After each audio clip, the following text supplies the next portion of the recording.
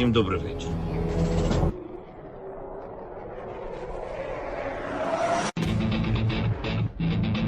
On behalf of the brave, on behalf of every father and every mother who waits for freedom, on behalf of our warriors, and paves the way for a new history. Hello and welcome to Tochnyi Weekly, the show that gets behind the headlines to discuss the Russian invasion of Ukraine. Please follow our channel, like and subscribe for more of our research and broadcasts. We also have a Twitter and a Blue Sky account if you want to follow us there. And please do check out the website at tochnyi.info. Since the holidays are coming up, we don't have a panel for you today, but a lot happened this week, so I will present the news as usual. Ukraine Security Service carried out a precise drone assault aimed at ammunition and fuel storage sites in Markirne, a village in the Russian-occupied Donetsk region. According to information shared with Ukrainian media by SBU sources, the targeted ammunition depot housed a significant stockpile of weaponry and supplies, including shells for tanks and infantry vehicles, anti-tank guided missiles, mines, grenades, and millions of rounds of ammunition in various calibers. The explosions triggered by the attack reportedly lasted throughout the night, and in addition to the ammunition depot, a neighboring storage facility containing fuel and lubricant materials was also destroyed. On December 13th, Ukrainian armed forces, in collaboration with the security services of Ukraine, carried out a coordinated operation in the Zaporizhzhia region to hinder Russian logistical operations. During this mission, approximately 40 Russian fuel tankers valued at around $4 million were destroyed. The operation took place around 3:30 p.m. when Ukrainian forces detonated an explosive device on the Kamysh-Zorya to Verkhnya Tomkak railway as a convoy of fuel tankers passed. The explosion derailed and overturned the train. To prevent any salvage efforts, Ukrainian forces struck the convoy's front and rear sections and destroyed the remaining fuel tankers using two M142 HIMARS. According to Ukrainian sources, the attack not only obliterated the fuel cargo, but also inflicted substantial damage on the railway, rendering it inoperative. 2 days later, on December 15th, military sites in Grozny, Chechnya were targeted in a drone attack. Reports indicate that the drone struck the grounds of the 2nd Regiment and an Oman base.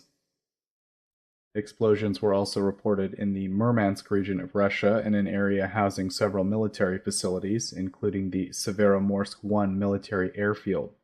According to a report on Telegram by Agency News, the blasts occurred on Wednesday evening in the cities of Murmansk and Severomorsk.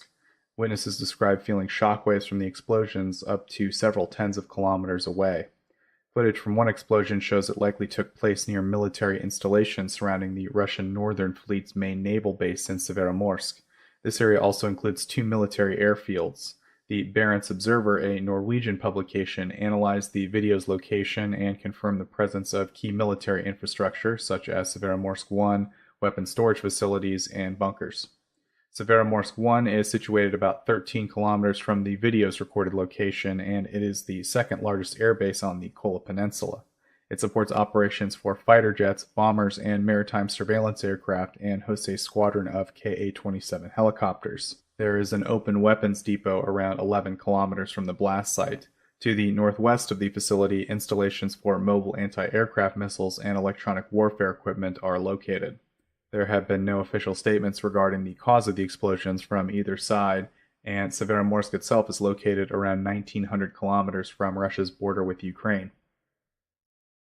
The Russian city of Kazan temporarily halted flights at its airport following a series of drone strikes on December 21st. Ukrainian drones targeted multiple locations in the region, with 8 drones launched in the morning. 5 of these hit residential buildings in 3 districts of the city.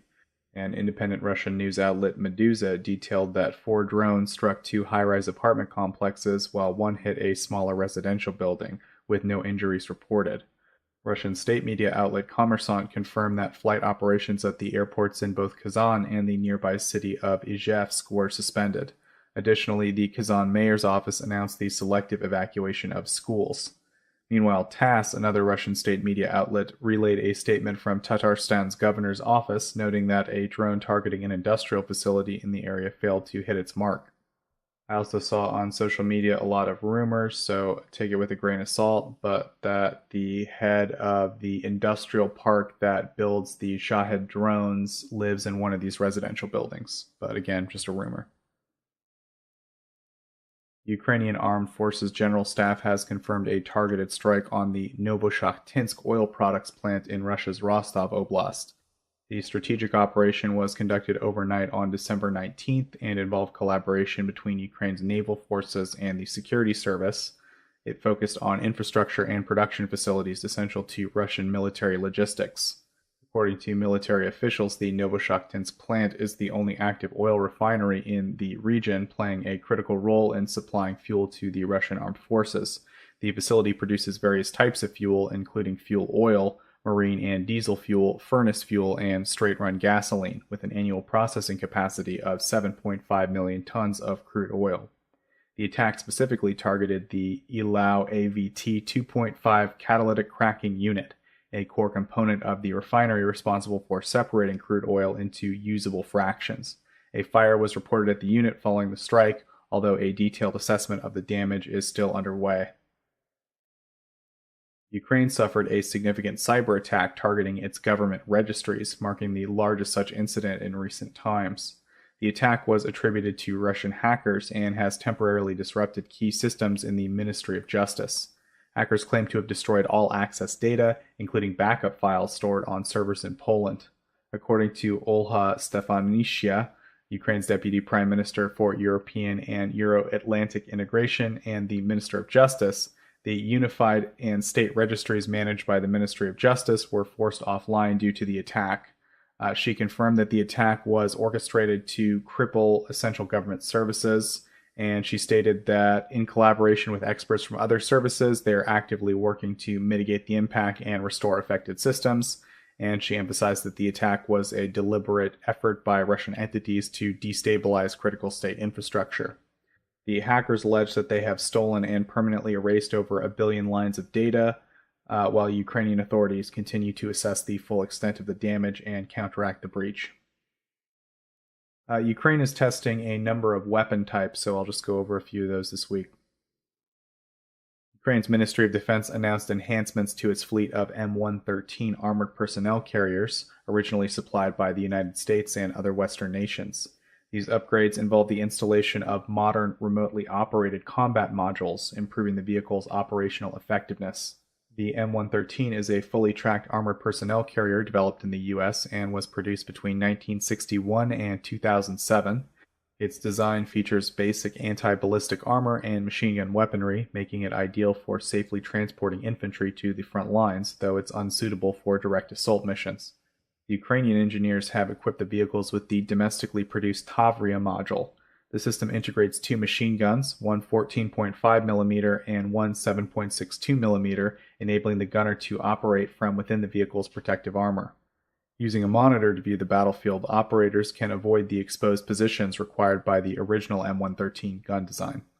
Defense experts have lauded the upgrade as a major advancement, particularly given the large number of M113 supplied to Ukraine. The addition of these modules significantly enhances the APC's survivability and utility in combat. It also marks a significant transition to replace imported combat modules for the M113s to domestically produced models. Also, the armed forces of Ukraine have deployed the Triup, a laser weapon capable of neutralizing aircraft at altitudes above 2 kilometers. The commander of Ukraine's unmanned systems forces, Vadim Sukharyevsky, emphasized that Ukraine is one of only 5 countries globally to have achieved the technological milestone of deploying a laser weapon. The Triup system has demonstrated the ability to target and down aerial threats effectively within its operational range, and he noted that further efforts are underway to further scale up and improve the laser weapon. And the final prototype is an advanced fiber optic communication system for ground-based drones. The new technology was showcased during a demo day event organized by the Dronarium team, where journalists observed its application in both aerial and ground-based unmanned platforms.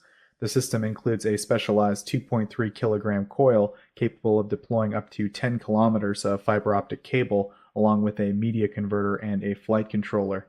The setup ensures stable transmission of telemetry, control signals, and video data with minimal delay, and the system supports bandwidths ranging from 100 to 1000 megabits per second, enabling high-speed and reliable communication between the drone and the operator. South Korean Member of Parliament Lee Seong-kweyoon, citing intelligence from the National Intelligence Service, or NIS, has reported that 100 North Korean soldiers fighting alongside Russian forces in Kursk Oblast have been killed, with approximately 1,000 others injured, and the information was shared during a closed-door briefing with the NIS. According to Lee, the high casualty rate among the North Korean troops stems from their lack of experience with drone warfare and difficulties adapting to the open terrain where they are engaged in combat. These factors have significantly contributed to their vulnerability on the battlefield. Lee also addressed discrepancies between NIS estimates and those provided by a U.S. military official earlier who had reported several hundred casualties, and he attributed the difference in the NIS employing a more conservative approach to their analysis. A report by the Wall Street Journal has revealed that a Chinese cargo ship, suspected of damaging telecommunications cables in the Baltic Sea, allegedly acted under directives from Russian intelligence. The telecommunications cable was damaged on November 18th and serves as the only direct underwater communication link to Central Europe. Finland, Germany, Sweden, and Lithuania all reported disruptions following the passage of the Chinese vessel Yipeng 3 over the area. Investigators, citing anonymous sources, claim that the ship's captain, identified as Russian citizen Alexander Stechentsev, intentionally used the ship's anchor to damage the cable on instructions from Russian intelligence. Shortly after the incident, the Royal Danish Navy detained the vessel and its crew to investigate its movements and actions near the damaged cables. The ship's activities had raised suspicions earlier in 2024 when its route shifted to include stops at Russian ports such as Murmansk and Ust-Luga, marking its first visits there since 2015, and the reason for the changes remained unclear. The Russian Black Sea Fleet corvette Mercury was reported to have conducted reconnaissance in the Kattegat area prior to the incident. The ship allegedly transmitted classified information to Russian headquarters in Kaliningrad, aiding the Yipeng 3 in its operation. Up next, we have economy and aid. Italy has approved its 10th military aid package for Ukraine, announced by Defense Minister Guido Crosetto. Details of the package will be disclosed to the Parliamentary Oversight Committee on December 18th, according to the Italian news agency ANSA. Foreign Minister Antonio Tajani noted Italy's broader involvement in Ukraine-related initiatives. The government is working to organize a second peace conference, aiming to include major global players such as Russia, China, India, and Brazil. And the defense minister also indicated Italy's openness to participating in a potential peacekeeping mission in Ukraine if the situation arises. Italy is also reinforcing its support for Ukraine's energy security and post-war reconstruction. Tajani announced a reconstruction conference planned for July in Rome, which will focus on rebuilding critical infrastructure. According to the ministers, Italy plans to allocate 1.7 billion euros in military aid to Ukraine for 2025, a notable increase in the 1.2 billion euros pledged for 2024. Norway has announced a $241 million funding package to bolster Ukraine's naval capabilities. The investment is part of the Non-Sen Support Program for Ukraine and aims to protect civilians from attacks, enhance mine clearance operations, and provide training for Ukrainian forces. The funding, announced by Prime Minister Jonas Gahr Store during a visit to Haakonsvern Naval Base with UK Prime Minister Keir Starmer on December 16th, is part of Norway's continued focus on maritime security. Norway and the UK lead the Maritime Capability Coalition for Ukraine, which was launched in December 2023 and aims to improve Ukraine's naval defenses. The new package builds on previous Norwegian contributions, which include maritime training and allocations for 2025. It will cover donations from Norway's armed forces as well as equipment procured from the defense industry for subsequent transfer to Ukraine. A portion of the funds will be dedicated to advanced systems for mine clearance operations. Denmark has announced a military aid package valued at $291 million to enhance Ukraine's air defense and support the operational readiness of F-16 fighter jets, as reported by the Danish Defense Ministry on December 19th. The aid package also includes a collaborative effort with Sweden to provide CV-90 infantry fighting vehicles, around $38 million of unallocated funds from the 2024 Finance Act will also bolster Ukraine's fighter aircraft capabilities. Part of the financing will also be sourced from reimbursements through the European Peace Facility. The International Monetary Fund has concluded the sixth review of Ukraine's extended arrangement under the Extended Fund Facility, and approved a disbursement of approximately $1.1 billion. The funds will be directed toward budgetary support by Ukrainian authorities, according to the statement by the IMF. The fund highlighted Ukraine's economic resilience despite facing significant economic challenges and noted that the country had performed strongly under the EFF guidelines, with Ukrainian authorities meeting all quantitative performance targets and structural benchmarks ahead of the end of September. Also, Ukraine has begun receiving funds from the G7's $50 billion loan initiative, which is financed by profits from frozen Russian assets. Prime Minister Denis Shmyhal announced on December 20th that the funds are being utilized to support Ukraine's budgetary needs. On December 18th, the World Bank's Board of Directors approved a $2 billion development policy operation grant for Ukraine. The grant is part of the United States' $20 billion contribution to the G7 loan package. The funds are co-financed by two sources, $1 billion from the Facilitation of Resources to Invest in Strengthening Ukrainian Financial Integrity Fund, or Fortis, and $1 billion from the Advancing Needed Credit Enhancement Ukraine Trust Fund, or ADVANCE.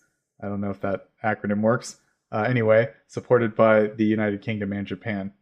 The allocated funds aim to bolster Ukraine's economic stability and growth potential. Key areas of focus include enhancing the railway sector, banking system, and renewable energy generation. The funding will also support efforts to increase domestic revenues, contributing to the country's financial resilience. 12 member states of the Nordic Baltic 8 Plus have committed to enhancing monitoring measuring for ships suspected of being part of Russia's so-called shadow fleet. The initiative aims to tighten oversight of maritime activities supporting Russia's actions in Ukraine. The participating states situated around the Baltic and North Sea have introduced new requirements for vessels traveling through critical maritime areas such as the English Channel, the Danish Straits, the waters between Denmark and Sweden, and the Gulf of Finland. Suspicious ships in those regions will now need to provide proof of insurance to continue their passage.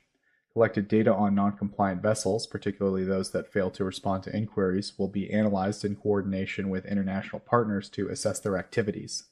The countries also emphasized their resolve to impose sanctions and take any measures necessary to hold ships accountable for aiding Russia's war against Ukraine. The N8 format includes the Baltic states, the United Kingdom, Denmark, Iceland, the Netherlands, Germany, Norway, Poland, Finland, and Sweden. In a shocking development, South Korea has done something. South Korea has implemented sanctions targeting 11 individuals and 15 entities involved in military collaboration between North Korea and Russia, as well as supporting Russia's war in Ukraine. The South Korean Foreign Ministry statement, reported by Yonhap, emphasized the country's commitment to addressing the violations of international law. The sanctioned individuals include high-ranking figures in North Korea's military, such as Kim Yong-bok, the Deputy Chief of the General Staff of the Korean People's Army, Sin Kyum-chol, director of its Operations Bureau, Ri Pong-chun, an Army general reportedly commanding the Storm Corps Special Forces deployed to Russia's Western Front, and Ri Song-jin, a missile developer linked to activities near war zones. 7 other individuals, all Russian, were also sanctioned in their roles for facilitating arms trades with North Korea. Their activities range from financial assistance and provision of military communications equipment to direct arms supplies. The 15 targeted entities are primarily Russian, with the exceptions including the North Korean Storm Corps and a bank located in South Ossetia, and the sanctions are set to take effect on December 19th. On December 16th, the Council of the European Union imposed restrictive measures on 16 individuals and 3 entities deemed responsible for Russia's destabilizing activities in Europe and abroad. The sanctions are part of the EU's response to Russia's actions undermining international norms and law, as reported by European Pravda. The sanctions list includes Unit 29155 of Russia's General Staff Main Directorate of Intelligence, known for its involvement in assassinations, explosions, and cyber attacks across Europe. Also targeted is the Pan-African Group for Trade and Investment, identified as a pro-Russian disinformation network operating covert influence campaigns in Africa, along with its founder, Haruna Doumba. Another entity sanctioned is the African Initiative, a news agency promoting Russian propaganda in Africa. Its editor-in-chief, Artem Kuryev, reportedly affiliated with Russia's Federal Security Service, was also named, as was a senior GRU officer now overseeing Wagner Group operations in Africa following the death of Prigozhin. The EU also took action against individuals linked to Russia's doppelganger misinformation campaign. Sofia Zakharova, an official in the Russian presidential administration, and Nikolai Tupikhin, head of the state corporation Struktura, were sanctioned for their roles in spreading propaganda. Other notable individuals include Vladimir Sergeyenko, a former aide to a member of Germany's Bundestag implicated in intelligence activities targeting Germany's Federal Intelligence Service. Businessman Visa Mizayev and his wife, associated with the operation, were also included, and Moldovan businessman Anatoly Pryzenka was sanctioned for facilitating the dispatch of Moldovan citizens to France in 2023 alongside Russian official Alessia Miloradovich. Also, the United Kingdom has expanded its sanctions against Russia, targeting 2 companies and 20 vessels linked to Russia's shadow fleet of oil tankers. The move was announced on Tuesday and is part of a broader effort to curb Russia's ability to circumvent export restrictions and price caps on oil sales, which continue to fund military operations in Ukraine. The new sanctions specifically address Two Rivers DMCC and Two Rivers PTE Limited, alongside 20 shadow fleet vessels involved in transporting Russian oil. Among the targeted ships are 3 tankers that collectively transported over 4 million barrels of Russian oil in 2024. The vessels are operating with obscure ownership structures and lack proper insurance, and are key components of the shadow fleet that enable the Kremlin to sustain their oil exports despite international sanctions. The European Union has recorded an unprecedented increase in imports of Russian liquefied natural gas this year, despite its ongoing efforts to reduce reliance on Russian energy sources following Russia's invasion of Ukraine. Data from commodity analytics firm Kepler reveals that by mid-December, the EU had imported 16.5 million tons of Russian liquid natural gas, surpassing the previous record of 15.18 million tons in 2022 and 15.21 million in 2021. Energy analyst Anna Maria Yaller-Makarowicz noted the unexpected rise in imports contrasting with the EU's target to eliminate Russian fossil fuel imports by 2027. While imports of Russian pipeline gas have been drastically reduced and Russian oil and coal are banned, LNG shipments from Russia continue to grow, highlighting Europe's challenge in securing affordable alternatives amid high demand. The LNG supplied from Russia's Yamal terminal remains cheaper than gas imported from the United States, making it a competitive choice for European buyers. Historically, Russia accounted for approximately 40% of the EU's gas imports, primarily via pipelines. Today, Russian gas, including both pipeline and LNG, constitutes just 16% of the EU's total gas supply. However, Russian LNG alone has risen to 20% of the bloc's total seaborne fuel imports this year, up from 15% in 2022. Not all Russian LNG imported into Europe is consumed locally. Some of it is transshipped to other global markets. France has emerged as the largest importer, with supplies nearly doubling this year compared to 2023. Over half of these shipments have been processed at Dunkirk's import terminal, utilized by companies such as EDF, Total Energies, and Germany's state-owned Cefe. Belgium is the second largest importer, with the port of Zeebrugge serving as a key transshipment hub for transferring LNG from Russian ice-class tankers to conventional ships. To address the problem, the EU has agreed to ban the transshipment of Russian LNG from Yamal to non-EU countries, with the measure scheduled to take effect in March 2025. EU officials remain confident that the bloc can eventually eliminate reliance on Russian fuel, even if it requires paying higher prices for alternative energy sources. On December 20th, Russia's central bank announced its decision to maintain the benchmark interest rate at 21%, defying widespread expectations of an increase. The move comes amidst ongoing efforts to combat inflation, which has been exacerbated by the heightened war expenditures, according to the state-owned Russian media outlet TASS. Since July 2023, the central bank has raised interest rates from 7.5% to 21%, marking the highest level since the early 2000s. The aggressive rate hikes, spearheaded by central bank chief Elvira Nabiullina, have faced criticism from Russia's military-industrial sector, which argues that the policy is stifling business. President Vladimir Putin also recently acknowledged these concerns, suggesting that alternative measures beyond rate increases might be needed to address the inflation problem. Many analysts had predicted a further hike of 200 basis points to 23%, with major Russian banks preemptively raising savings deposit yields to as much as 24 or 25%, signaling expectations of tighter monetary policies. However, the central bank stated it would assess the need for future rate adjustments during its next meeting based on inflationary and credit market trends. The decision represents ongoing tensions within Russia's economic leadership. Nabiullina has clashed with Sergei Chemysov, CEO of defense corporation Rostec, over the impact of high interest rates. Chemysov warned in December that continued rate hikes could bankrupt many enterprises. Meanwhile, Nabiullina has defended the policy, asserting that reducing rate hikes prematurely risks triggering hyperinflation similar to what Turkey has experienced. Former economic advisor and opposition figure Vladimir Milov observed that both sides have valid arguments.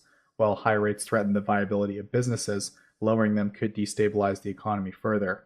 Milov argued that the root cause of the economic problems lies in Russia's ongoing war in Ukraine, suggesting that ending the invasion and withdrawing troops would be the only long-term solution to the problem. And last, we have international relations. Russian forces in occupied Ukrainian territories have initiated the development of a broadcast network aimed at disseminating propaganda. This was reported by Ukraine's National Resistance Center. The effort is part of a broader strategy by the Russian government, which has allocated a record $1.4 billion for state media and propaganda in 2025, reflecting a 13% increase compared to their budget the previous year. The propaganda seeks to justify the invasion of Ukraine by framing it as a defensive action against alleged Western aggression and supposed threats to Russian-speaking populations. The narratives distort facts, spread misinformation, and portray Ukraine as a, quote, puppet of NATO. The goal is to undermine international support for Ukraine while shaping public perception both within Russia and in the occupied territories. The, quote, reconstruction of radio and television networks began in December 2024, with completion targeted for mid-2025. The plan aims to expand the signal to all occupied settlements, effectively increasing the reach of propaganda and restricting access to independent information sources. The effort is seen as an attempt to exert greater control over public opinion in the occupied territories by saturating the media landscape with the Kremlin narrative. The National Resistance Center has encouraged residents in free territories to share accurate and reliable information with their relatives in occupied areas to counter the influence of Russian propaganda. The armed forces of Ukraine have established a dedicated unit to safeguard cultural heritage amid the ongoing Russian invasion. The decision was initiated by the new Commander-in-Chief, Oleksandr Syrsky, and announced by Ukraine's General Staff, and aligns with provisions of international law, specifically the Convention for the Protection of Cultural Property in the event of armed conflict. The new unit will function within the AFU civilian-military cooperation framework, and its primary responsibilities will include coordinating efforts to protect and preserve cultural heritage sites endangered by the war and mitigate the risk of their destruction. It will also work to ensure adherence to international legal standards regarding cultural property during armed conflicts. Staffed by military personnel with expertise in fields such as culture, archaeology, history, and museum work, the unit has a specialized approach to cultural preservation. The unit will build on a pilot project launched in October 2023 within Ukraine's territorial defense forces. That initiative, which included a cultural heritage protection unit, aimed to collaborate with cultural institutions and gather evidence for the International Criminal Court. A member of the pilot unit and the director of the Maidan Museum noted that the military's work in this area is critical for documenting and protecting endangered cultural sites. And my last item for this week, Ukraine has established the Ministry of National Unity to strengthen ties between Ukrainians living abroad and their homeland, as well as foster relations with countries hosting large Ukrainian communities. The announcement was made by President Zelensky during a press conference in Lviv with Polish Prime Minister Donald Tusk. Zelensky highlighted discussions with the Polish Prime Minister regarding the Ukrainian diaspora in Poland. The president noted that the Ministry of National Unity, represented by its new head during the event, aims to develop a robust framework in collaboration with governments of partner countries where significant numbers of Ukrainians reside, such as Poland, Germany, and others. The ministry's primary mission is to unite all generations of Ukrainians dispersed worldwide. Zelensky emphasized the importance of preserving and creating strong connections with Ukraine for these individuals, reinforcing unity within the Ukrainian community and strengthening ties with partner nations. He stated that this unity is a strategic advantage for both internal cohesion and international relations. On December 4th, Ukraine's Cabinet of Ministers officially renamed the Ministry of Reintegration of the Temporarily Occupied Territories as the Ministry of National Unity. Alexei Chernyshov has been appointed as the Deputy Prime Minister and the Minister of National Unity. The ministry's objectives will include supporting policies for Ukrainians who have relocated abroad, as outlined in Zelensky's internal resilience plan. One of the ministry's key goals is to implement programs that encourage the return of Ukrainians from abroad. And that's it for the news this week. I think we'll see everyone for our regularly scheduled broadcast next Sunday at 2100 Kyiv time. Everyone have a great week, a great Christmas, a great holiday, and Slava Ukraini.